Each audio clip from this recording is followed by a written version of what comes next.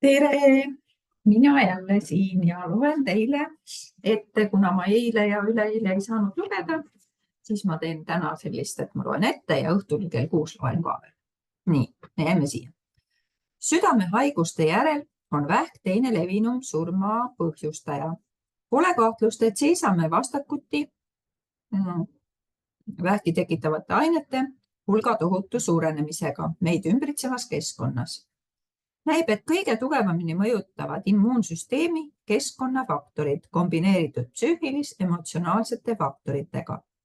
Muteerunud rakke tekib organismis pidevalt, kuid immuunsüsteem tuleb nendega edukalt toime ja mingit jääknähte ei ole. Vähi puhul ei suuda immuunsüsteem muteerunud rakke arengut peatada, need kasvavad ja paljunevad. Muteerunud rakk on muutunud isemeelseks, isegi mässuliseks. Selles suhtes võib vähki vaadelda kui midagi inimlikku. Rõhuasetus nihkub iseendale, pole enam huvi kõigi ümbritsevate heaolu vastu, kuid samas kohandab selline käitumine terviku ellujäämisvõimet. Nii nagu vähirakk muutub isoleerituks, võime ka meie iseendast eralduda, lõigata ära oma tõelised tunded. Sellise sisemise võõrandumise seisundi võib tekitada probleemide kuhjumine või stress. Stress on seotud emotsionaalse šoki või traumaga, mille põhjustab näiteks armastatud inimese surm, lahutus, vallandamine või ebakindel rahaline seis. See trauma võib oluliselt vähendada meie eesmärgi taju ja identiteeti, mis omakorda nõrgestab organismi loomulikku kaitsesüsteemi. Sümptomite tekkele eelnenud 2 aastat on kõige kriitilisem aeg, eriti kui tugevad tundeid pole täiuslikult teadvustatud. On teatud iseloomulikud jooned ja isiksuse eripärad, mis näivad sagedamini esinevad inimestel, kel on kalduvus haigestuda vähki. Tavaline on eneseaustuse puudumine ja hoolimatus enda suhtes, mis läheb nii kaugele, et ennast isoleeritakse oma tunnetest. Iseloomulik on teiste aitamine kas või enda kahjustamise hinnaga. Suutmatus väljendada negatiivseid tundeid, eriti viha, häbi, hirmu, pikka aega tagasi hoitud pahameel või süütunne, mis sageli on pärit lapsepõlvest ja pole võib-olla kunagi väljendust leidnud. Ilmselt pole neid iseloomulikke jooni kõigil vähihaigetel, sest vähk on mitmetahuline ja ettearvamatu, kuid vähil on meile kõigile midagi õpetada, suhtumist iseendasse ja teistesse, aktsepteerimist ja tingimusteta armastust, eelkõige armastust iseenda vastu. Paljud, kes on vähist tervenud, räägivad, et haigus oli seotud hoolimatusega iseenda suhtes. Nad väidavad, et tervenemine algas siis, kui nad hakkasid endast rohkem lugu pidama. Vähk annab meile võimaluse väärtushinnangute muutmiseks, kokkuvõtete tegemiseks, suuremaks aususeks oma tunnete suhtes, tegelike eelistuste kindlaks tegemiseks. Oluline on meeles pidada, et vähk ei ole nakkav, see ei ole võõrkeha, mis tungib organismi ja võtab seal võimust. Need muteerunud rakud arenevad meie sees, nad on samavõrd meie omad kui kõik teised rakud. Kui peame vähki enese võõraks, siis ei soodusta selle jätkuv eemale tõukamine või isoleerimine tervenemist. Iseenda avamine armastusele tähendab vähi armastamist, haigusel toomist oma südamesse, selle aktsepteerimist ühe oma eneseväljendusena. Vähi mõjutamiseks on palju võimalusi: loomvisualiseerimine, sügav lõdvestus, meditatsioon, dieet. Taastumisele aitab oluliselt kaasa see, et suudame oma tundeid teistega jagada, kas nõustamisel, grupiteraapias või sõbraga rääkides. Kui tunnistame võõrandamist, eraldatust oma tunnetest, siis võime tuua need enese isoleeritud osad tagasi terviku juurde, mõistes nende funktsiooni. Kahjustatud osa kehast võib viidata sellele, millist osa endast me ignoreerime või eemale tõukame. Oluline on tugevdada immuunsüsteemi, suurendada elutahet. Võitleja hingega inimeste hulgas, kes on vaimult paindlikud ja tugevad ega eita iseennast, on ellujäämisprotsent suurem. Vaja on võtta hoiak. Ma tahan elada. Ma tahan elada. Ma soovin elada. Avastada, millel on tähendus. Otsida elu tõelist eesmärki sügavamatelt tasanditelt. Tavalisel külmetusel ja gripil on palju erinevaid vorme, kuigi sümptomiteks on tavaliselt ikka nohune nina, vesised silmad, ummistunud ja valutavad põskkoopad, kurguvalu ning vahel ka köha. Haigus võib alata rinnust ja liikuda ülespoole või alata nohuga ja liikuda alla. Tavaliselt haigestuvad sagedamini need, kelle immuunsüsteem on juba nõrgestatud ületöötamise, stressi või emotsionaalsete probleemide tõttu. Tugev immuunsüsteem ei anna külmetuse puhul kergesti alla, isegi kui meie ümber on külmetushaigusi põdevad inimesed. Kui nutame, läheb meil nina väsiseks, kui külmetame, hakkavad silmad vett jooksma. Külmetushaigused, nohune nina ja nutt on omavahel seotud. Sageli tunneme sama abitust ja meeleheidet, sama vajadust hoolitsuse järele. Pisarad ja lima on ühtviisi võimaluseks valla päästa emotsioonid, mida oleme tagasi hoidnud. Seega, kui oled külmetunud, mõtle järele, ega sa ei suru alla nuttu või nukrust. Ega sinu sisimas ei ole kõrvale lükatud tundeid. Nutmata jäänud pisarad leiavad tee minna, olgu tegemist kurbuse, pettumuse või süütundega. Külmetushaigus tuleb sageli pärast armastatud inimese surma või mõned emotsionaalsed šokki, eriti kui sa ei tunnista oma leina. See võib tähendada, et oleme emotsionaalselt külmaks muutunud või suhtume külmalt oma tunnetesse. Külmetushaigused on tavalised, täpselt sama tavalised nagu komme mitte välja näidata oma tõelisi tundeid. Kas sa tunned tuska seoses oma tööga ja sa ei saa seda väljendada või tunned, et oled vaimselt ja emotsionaalselt ülekoormatud? Käes on hetk, mil surve muutub talumatuks. Külmetus ei vallanda ainult tundeid, ta annab meile ka mõne vaba päeva. Seda aega on vaja tasakaalu leidmiseks. Samuti hoiab see teised meist eemal. Kas tahad kedagi endast eemale tõugata? Kas tunned hirmu lähedaste ees? Kas sul on vaja aega iseendaga olemiseks? Külmetus võib olla kari armastuse ja tähelepanu järel. Vajadus, et sinu eest hoolitsetakse, et sind hoitaks. Kas igatsed lohutust, kuid pole kindel, kuidas seda paluda? Külmetus võib viidata ka muutustele ja üleminekule, kui korraga toimub liiga palju ja meil on vaja end natukeseks välja lülitada. Gripp, millega kaasneb kõrge palavik ja lihasvalu, saadab meile selge sõnumi, et tarvis on aeg maha võtta. Sõna influenza tähendab millegi mõju alla sattumist, viidates sellele, et miski või keegi avaldab meile tugevat mõju.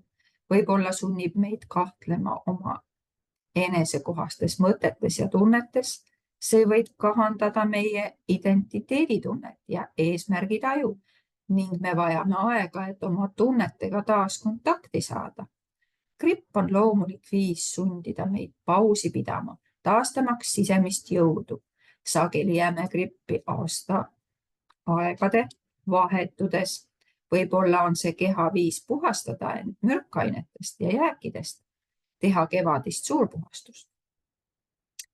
Harilik kohatis ehk herpesviirusest põhjustatud haigus avatub huultel, näol, silmadel, suu ja nina limaskestadel ja võib ka suguelunditel pillidena, mis lõhkevad ja kattuvad koorikuga.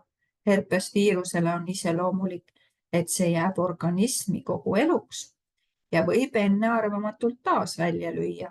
Tundub, et sagedamini lööb haigus välja emotsionaalse stressi või konflikti tagajärjel, eriti kui probleem puudutab suhteid, sest herpes peatab alati kõik intiimsused. Tegemist võib olla haiget saamisega, valulike või kurbade tunnetega, mis vajavad vallandamist. Kas keegi põhjustab sulle valu? Kas su suhe on tähenduseta ning põhineb ainult seksil? Kas lähedus tekitab sinus hirmu? Kas sinult paluti intiimsust liiga kiiresti? Kas leiad, et on raske suhelda? Ka süütunne võib herpesega seotud olla. Võib olla varasemast seksuaalkäitumisest põhjustatud süütunne või arvamus, et oled millegi pärast halb või räpane. Kas keegi või miski tuletab sulle meelde sinu varasemat süülist või häbiväärset käitumist? Nakatunud suguelundid või huuled viitavad, et me tahame lõpetada selle, mida teeme, tõmbuda tagasi iseendasse. Herpese puhul ei saa mitte keegi tulla haigele liiga lähedale ning see annab aega iseendaga olla. Haigus võib puudutada ka tööd ja rahalisi raskusi, eriti meeste puhul, kui surve edukas olla tekitab soovi tagasi tõmbuda. Nakkustele aitab kaasa elustiili ja keskkonnaga seotud näiteks hügieen. Isiklikud harjumused. Nakatumisohtu suurendab suitsetamine, sest pärsib immuunreaktsioone, samuti vilets toitumine. Kuid infektsioon võib tekkida isegi siis, kui elame äärmiselt steriilses ja pisikute vabas keskkonnas. Meie immuunsüsteem peab olema nõrk. Näiteks jääb üks inimene 5 büroos nohusse, 2 nakatuvad, 2 mitte. Nakatav aine on ühtemoodi nakkav kõigile 5. Erinevus peab põhjustama mingit teine tegur. Keemiline stress, erinevus peab põhjustama. Keemiline stress nõrgendab immuunsüsteemi. Loidus nõrgendab immuunsüsteemi ja lõpuks nõrgendavad immuunsüsteemi ka meie negatiivsed emotsioonid. Nakatumine tähendab, et miski või keegi mõjutab sind sel määral, et nõrgeneb su võime ennast kaitsta. Kas keegi õõnestab sinu enesehinnangut? Kas sul on tunne, et keegi tungib sinusse või säästab sind? Kas tunned, et oled millegi või kellegi tõttu sallimatu, ebakindel, kartlik? Kas oled ületöötanud tasakaalust väljas? Kas oled tundnud kurbust, olnud depressioonis või kaotanud kontakti oma sügavamate tunnetega? Kui uurime, milline piirkond on nakatunud, saame nakkuse tähendusest paremini aru. Issand, jälle mina sügenen. Ja mis asi see on? Lugemise ajal. Põletik. Põletik toob silme ette kõrvetava, kuumava, vire, punetava, punetuse ja viha. Kas tunned, et miski on sind vihale ja keema ajanud? Põletikuga kaasneb turse ja valu. Kas tead, mis paneb sind sisimas nii tundma? See on sõda sisse tunginud olluse ja sinu sisemise olemuse vahel. Sinu immuunsüsteem võitleb mitte minaga, et tasakaal säiliks. Võib-olla sa ei tunnista endale seda sõda oma sisimuses. Kas käib lahing selle vahel, mis on aktsepteeritav ja mis mitte?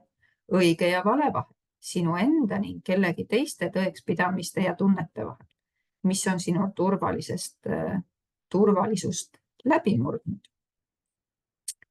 Krooniline väsimussündroom, seda haigust põhjustab tõsist lihasvalu, lihaste nõrkust, nõrgestavat kurnatust koos peavalude, allergiat ning mõnikord ka palavikuga. See võib kesta aastaid ja haigeks võib jääda iga inimene, ükskõik millises vanuses.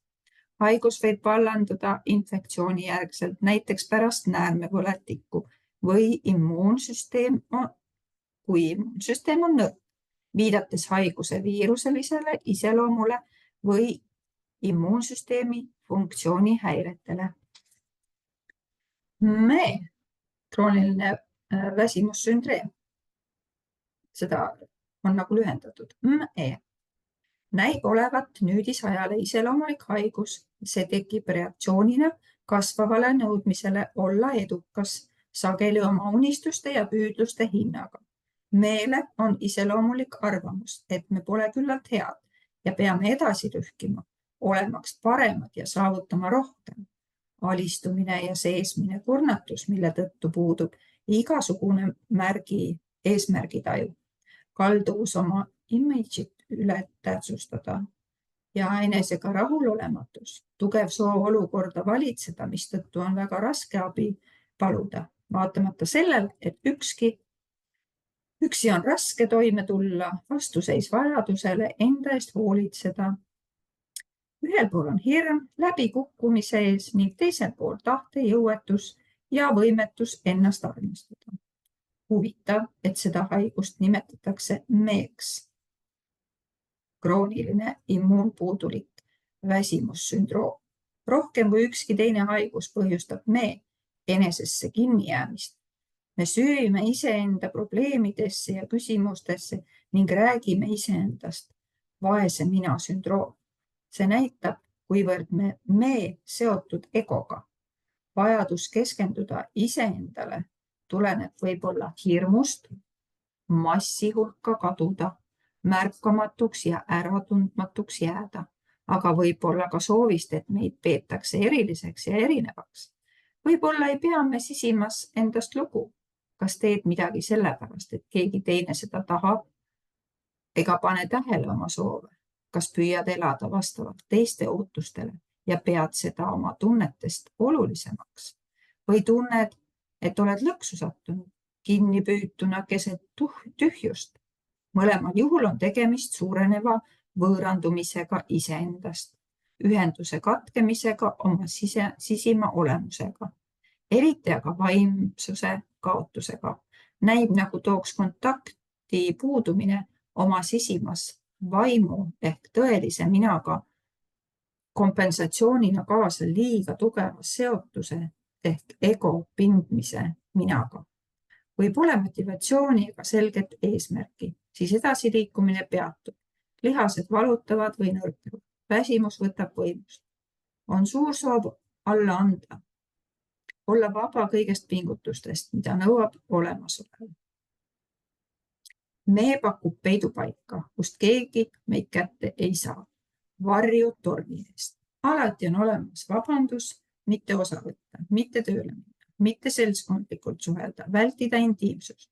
See võib olla tingitud ülemäärasest vastutuse koormust, mille tagajärjeks on sisemine kurnatus. Aga ka sellest, et varem on keegi teine meie elus seda rolli täitnud ja meil on hirm, et peame hakkama ise vastutama või kartusest läbi kukkuda. See on väga vali karje tähelepanu järele. Immuunsüsteemi nõrkus viitab sisemise virguse kadumisele, mille tagajärjeks on muutmatus ennast kaitsta. Puudub jõuline, ma tahan elada hoiak, egost, enesekesksusest ja kinnisideelisusest kaugenemine, et leida taas kontakt oma sisima, vaimu ja tõelise eesmärgiga nõuab suurt pühendumust. Ja vööttuhatus. Vööttuhatis on selle osa 15. osa viimane lõik. Vööttuhatis esineb tavaliselt täiskasvanud ja vanematel inimestel, kui nende immuunsüsteem on nõrgenenud, näiteks stressi või emotsionaalse trauma tagajärjel. Haigus tekib ühe närvi piirkonnas sagedamini rinnal, mõnikord näol, põhjustades punetust, tugevat pikinärvi kulgevat valu, võivad tekkida lõhkevad pillid. See viitab sügaval sisimas peituvale ängistusele, sisemisele valule, mis on kogunenud pikema aja vältel. Kuna närvid on meie suhtlusvahendid, on vööttuhatis justkui valukarje, mis nõuab tähelepanu ja hellust. Õrn koht, kus me oleme haavatavad ja nõrgad. Meie keha ütleb meile, et lõpetaksime teiste aitamise ja hakkaksime aitama iseennast, et stressi ja pinge leevendamiseks räägitakse oma tunnetega ning leiaksime aega iseenda eest hoolitsemiseks ja iseenda armastamiseks. Ja saigi läbi 15. peatükk. Nii et õhtul kell 6 loen, siis alustan 16. peatüki lugemist. Aga seniks kuulmiseni.